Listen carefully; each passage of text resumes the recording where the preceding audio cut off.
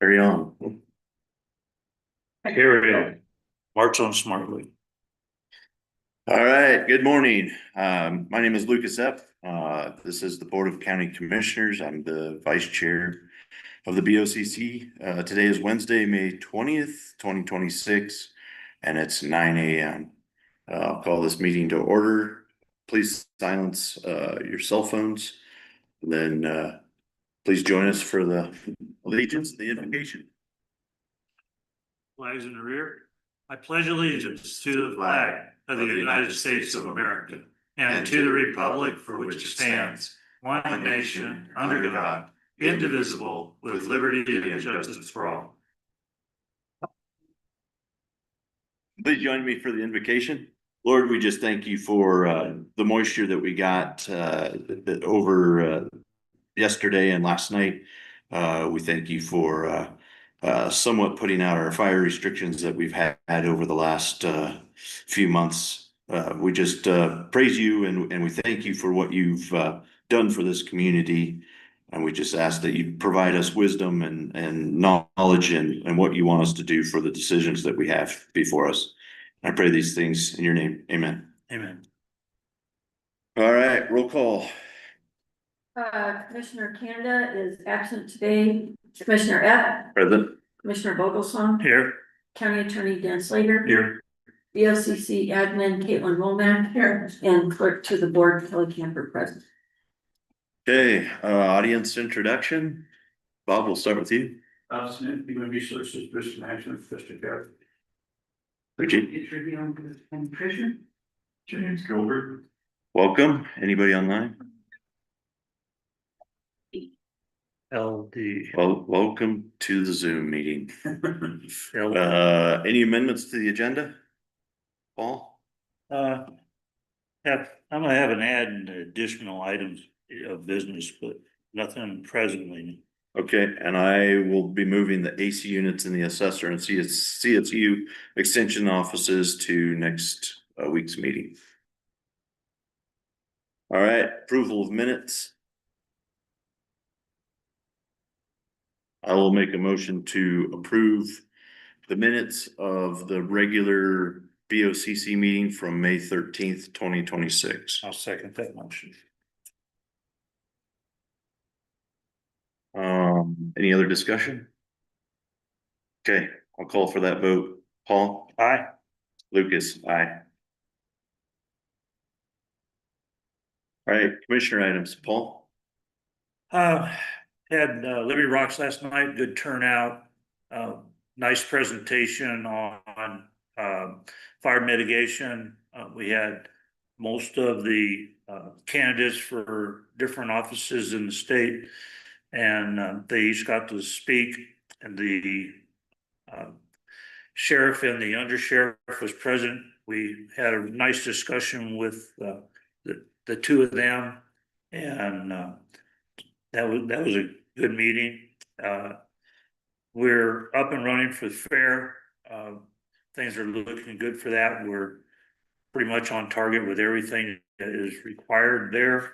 Other than that, that's all I had. How did the Custer County Conservation District meeting go? Last week, Yeah. when I went to that, I did not report on that last week. Well, we just discussed pretty much the conditions that the water is right now with runoff and everything for our watershed. We discussed a little bit about the the Wet Mountain Water District with the actual water treatment plant.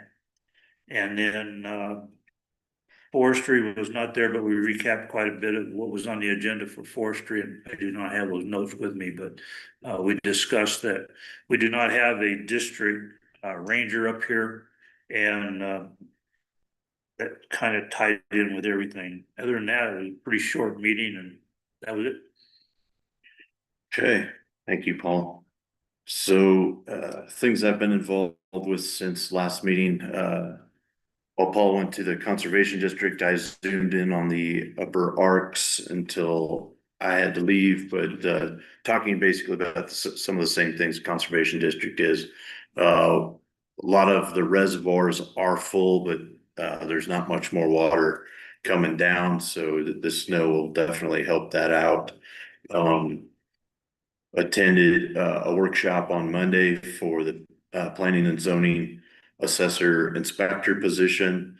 Three commissioners, planning and zoning, the assessor, and Bob, human resources, all sat down and kind of went over what that position would look like and some of our, I guess, where we're at in those two departments. 2020 happened and we didn't add any staff, but the number of septic permits and building permits went up, and we're a little bit behind in doing all of our paperwork and filing all of our stuff. So we're looking at boosting up those two offices with a full-time person to just do the outside inspections, be the field agent basically, and help us get caught up. We have a member of the community, a veteran, who's been helping out part-time both departments, and we need to probably look at we are looking at taking that full-time and it being a paid position. So discuss that, and then we had a managing commissioner workshop with our HR manager, and just kind of went through some of some of our departments and where we see them and where we want to go with them. Kind of ran through all of our vehicles and where we're at with those and which ones are in which departments. We're trying to compile a list of what we need to auction off. So the Caitlin Womack, our admin assistant, and I worked through that. And then had an ag marketplace meeting with those kind of unofficial committee members, and talked about putting either a county board together or some kind of a board together to kind of run that project. And then some of the other things I have are down here as agenda items. So attorney items. Just had a full plate lately, with a lot of things. Still trying to work through the revisions to the revisions to the revisions to the personnel policies that Bob gave me. Also need to still work on the Fora policy, kind of revamping that. Talked a little bit with Vernon about that yesterday. Now it needs to be a bigger priority, because I think it goes beyond Kelly's, issues that she's brought up. I think there are a lot of other issues that we need to make sure clarified in our core bus policy, revamping that. So I'm kind of focus the next week or two on both personnel policies and the core policies. Okay. Thank you, Dan. Caitlin? I think really the only thing with the vehicle review is the next step is sitting down in Kelly's vault and just going through all those titles. Okay. Making sure that what we have matches the titles and vice versa. Okay. So that's just the last steps. Sounds good. We're also doing that for audit purposes for the audit that's going to be coming up, and it's going to start around June 1st. So it's asset management, inventory management. So that's another reason why we're doing this. So all right, now on to elected official reports. The treasurer, Virginia Trujillo. This treasurer. Good morning, treasurer. Since you get to be the recognized. Okay.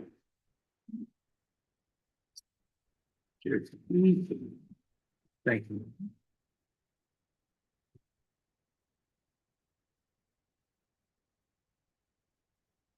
So this is the monthly treasury report from 3/1/26 to 3/31/26.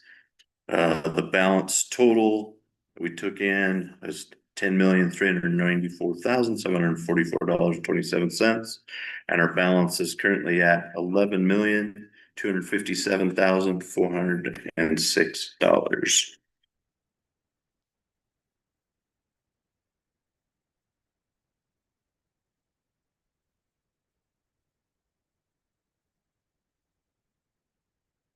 Do you see anything that was different? Yeah, We have some in the entities, the negatives because of an issue we had with treasurer's fees, okay, but that's figured out and next month it'll be better.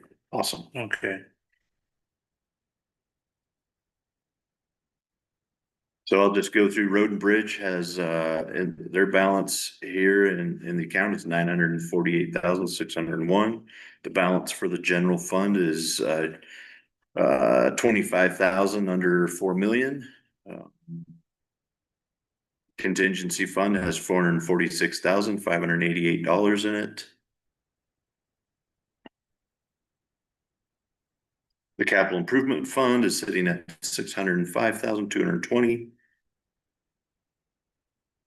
Those are the big ones. Mhm.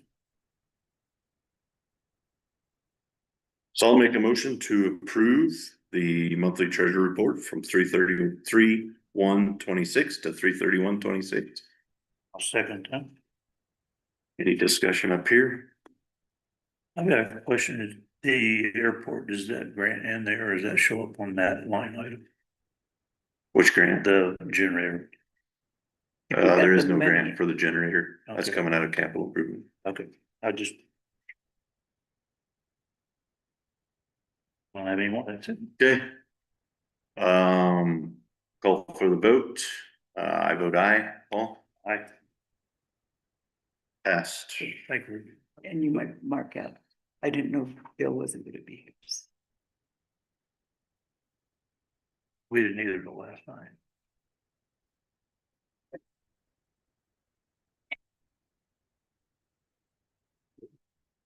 Thank you, lady. Thank you. Virginia. All right, any unfinished business? Don't have any unfinished business. New business. We'll start off with, it is a military appreciation month. Whereas the United States Armed Forces, comprising the Army, Marine Corps, Navy, Air Force, Space Force, Coast Guard, National Guard, and Reserve components, have served with unwavering dedication, courage, and honor throughout our nation's history. And whereas the men and women who wear the uniform stand ready to defend our freedoms, protect our nation, and uphold the values we cherish, often at great personal sacrifice. And whereas Military Appreciation Month provides a meaningful opportunity for communities, organizations, and individuals to honor service members, veterans, and military families for their extraordinary contributions. And whereas the families of our service members demonstrate remarkable strength, resilience, and commitment as they support their loved ones through deployments, relocations, and the many challenges of military life. And whereas it is fitting and proper that we express our gratitude, recognition, and support for those who have served and those who continue to serve in defense of our country. Now therefore, let it be proclaimed the Board of County Commissioners of Custer County, Colorado, that the month of May 2026 is hereby designated as Military Appreciation Month in Custer County, Colorado, and hereby encourage all citizens to join in honoring the service, sacrifice, and steadfast dedication of our military community. Very good. So I'll make a motion to approve the proclamation, proclaiming Military Appreciation Month in May of 2026. I'll second that. Any comment from the public to Mr. James?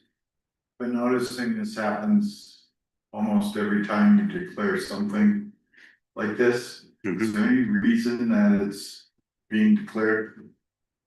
Pretty much the month is almost over instead of the beginning of the month. We don't have a meeting at the beginning of the month, and I got to this one a little late, and we are trying to correct those things, and in the future, we're gonna try to do better on that. But it's a good point to make. Bob, you have anything? Okay, No. all right, I'll call for the vote. Paul? Aye. Lucas? Aye.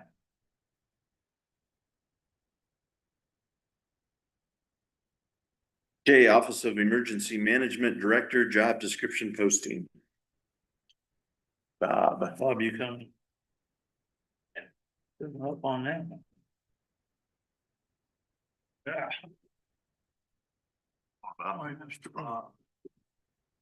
So, the extension from previous conversation, the interim position for that has been posted. And again, it's kind of odd to have a posting for an interim and a regular position, but where this is an essential position within the county, especially this time of year. The need to move quickly as we can to fill that need where Robin is retiring. Last day is the 21st. I chose to go through it with an interim where someone could be hired more quickly and allow for the board to do a more in-depth search or want to be in that position long-term.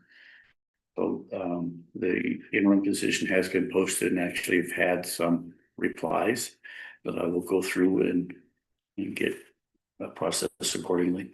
This will get the regular position for a permanent, we can't really use term permanent, but a regular ongoing position person. So forwarded you job descriptions that have worked up in the past for you to look at, any changes that you wanted to make or considerations. So those can be made. The posting is fairly close to ready to go after today, depending on what you're gonna do. Okay, do you have our salary range for this? The range is 65,187 to 94,494. That's the range for the position. Person would be somewhere, depending on qualifications, training experience, background, and all those things, somewhere in that range. Robin was $71,074. Very good. Just to add to that, this puts us in line where we have the proper time frame for the announcement to go out for the opening and everything, is why the interim actually Yeah, came this way in. you could, That way we don't have a gap in our emergency management arena while we're trying to hire. correct. I mean, Robin's last day is the 21st. Correct. We have some that you could look at reasonably quickly. Much as early as next week, if you want it. Fill it on a temporary, it was posted as an interim temporary position for those purposes. That person could be brought on in that capacity while allows you some continuity of services to the community and the surrounding areas while you look for someone to fill Because it it's long-term. in with state guidelines. I don't have any more questions.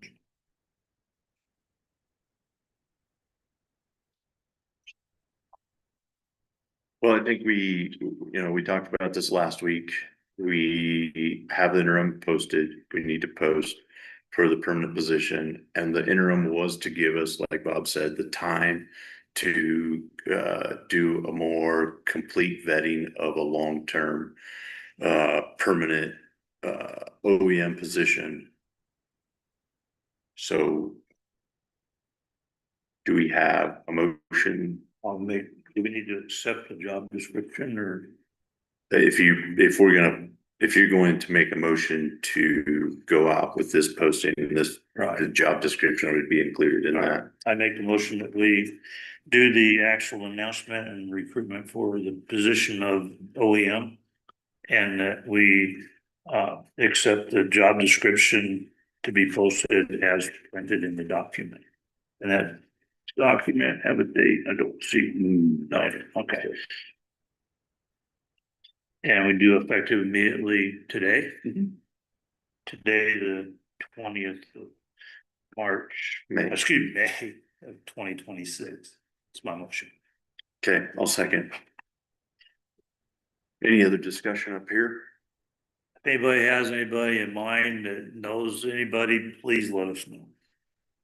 Yeah, please have them put an application in with Bob. Right. That'd be the best thing. I just have one question. Sure. Yes, ma'am. So the last time I asked, the, title of the person was emergency manager, but you guys keep saying OEM director. So is it is the official title OEM director? Position title in the job description is emergency management director. Oh, it is emergency management. That I needed to know. Then I will change my motion to that title. Yeah. Okay.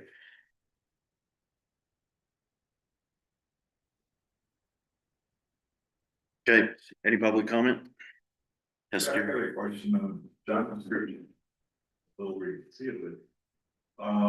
Says there's no supervisory responsibility. Does that mean this person never gets any staff? For this position, they don't have, right now, they don't have any employees that report to them, they volunteer.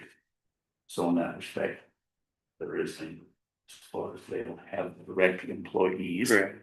In the future, that can change. They have volunteers. Now, I suppose the posting could say volunteers, but that's generally under different grants.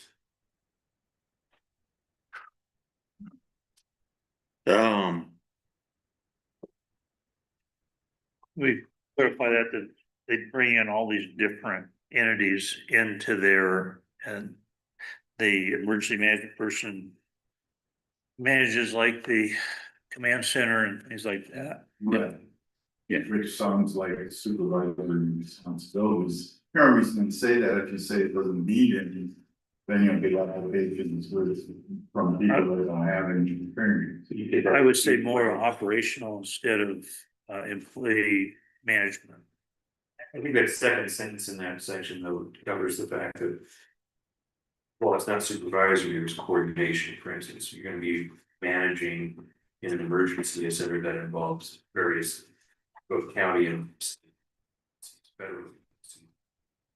And that job, you're not supervising the county sheriff's office, you're not supervising, other offices in the county, but you're certainly. Coordinating. Right, managing the coordination. And I guess my other thought would be that if I, for instance, was interested and saw this. And was at a director level. I'd be a little put back that. It would look as if I didn't. Get any supervisory position, so I'd be less inclined to apply, so you might. Anyway, the wording just. Sort of blank. But I'm not gonna apply, so who cares? I was gonna ask you if you want an application. Yeah, I think you could easily take this and go, if you're coordinating different aspects and you're asking people to do different things, you are in an essential way, you're supervising what is going on in that environment.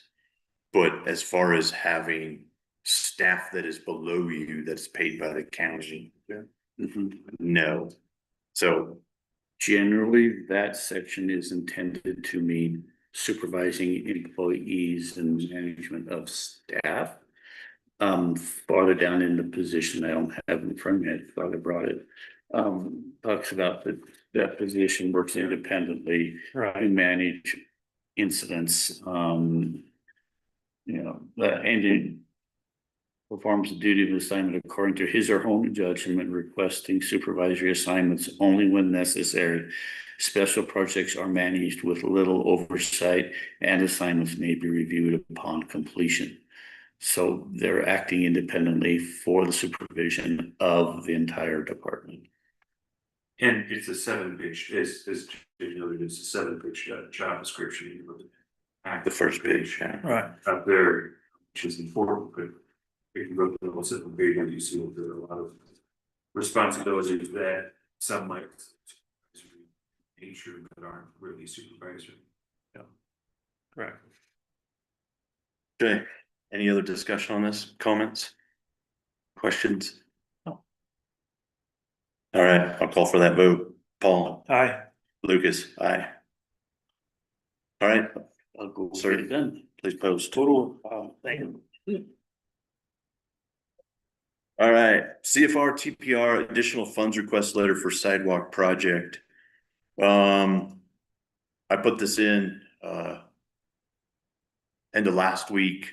There is, after we redid the numbers for the sidewalk project in front of the, it's for the sidewalk project in front of the courthouse. Court buildings, county buildings, there along 69. The numbers that came back in the estimate were a lot higher than what was originally put together in 23. So there's an additional $75,000 in cost. So we've gone from around roughly $300,000 to $375,000. So I put a letter in requesting more of the CFR TPR. So we're a central front range transportation planning region, and it's multiple counties together that get this funding. And some of this funding comes from that delivery fee of 27, I think it's 28 cents now for retail delivery. So when projects, if they don't use all the money, it goes back into the pot, and then other counties or other municipalities can request funds if their costs have gone up, or we just wait until there's enough for another future project.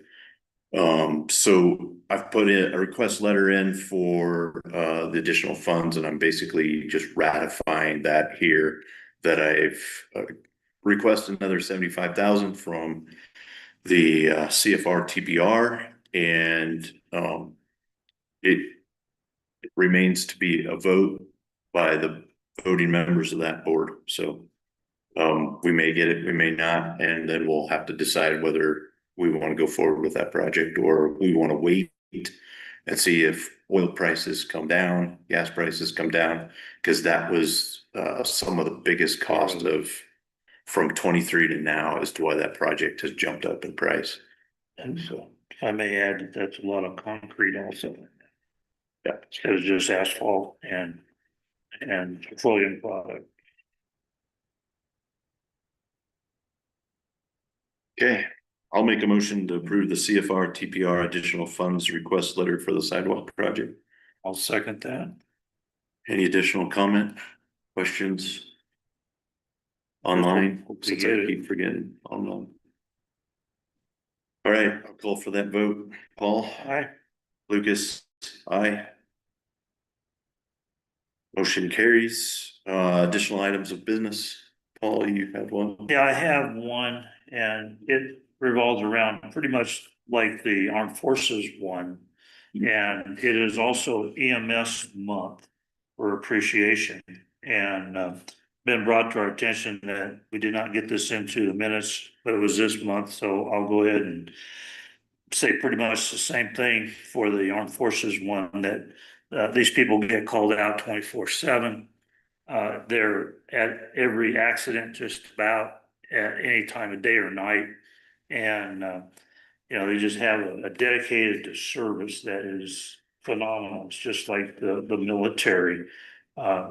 We don't really see their whole effect because it's usually after hours, and not see that they're running off to a car accident or a truck rollover, or we even had EMS roll when we had a death the other day when the deputies got on scene, they called EMS.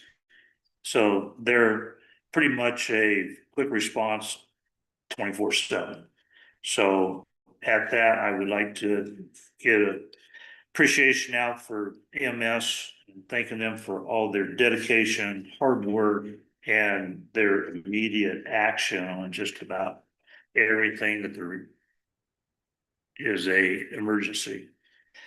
And to add to that I am also attending the meeting tonight. I believe, Lucas, you're gonna do that one also, where the clinic which is over for EMS for the county, but it only goes down to Junction.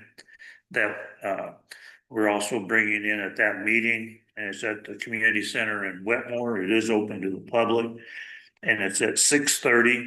It's probably gonna take about an hour and a half or so to have that meeting. And that would also include Wetmore Fire. I believe that even Florence Fire and EMS will be at that meeting. I haven't got a confirmation on that yet. Anyway, 6:30 tonight, Community Center, Wetmore. That's all I have. Okay. Public comment? Oh, we're good. Okay. Then with it being 9:29, I will adjourn this regularly scheduled BOCC meeting. Thank you all for coming. You owe me a second. Thank you, everybody. Scott asked me this morning what was on the agenda and I said,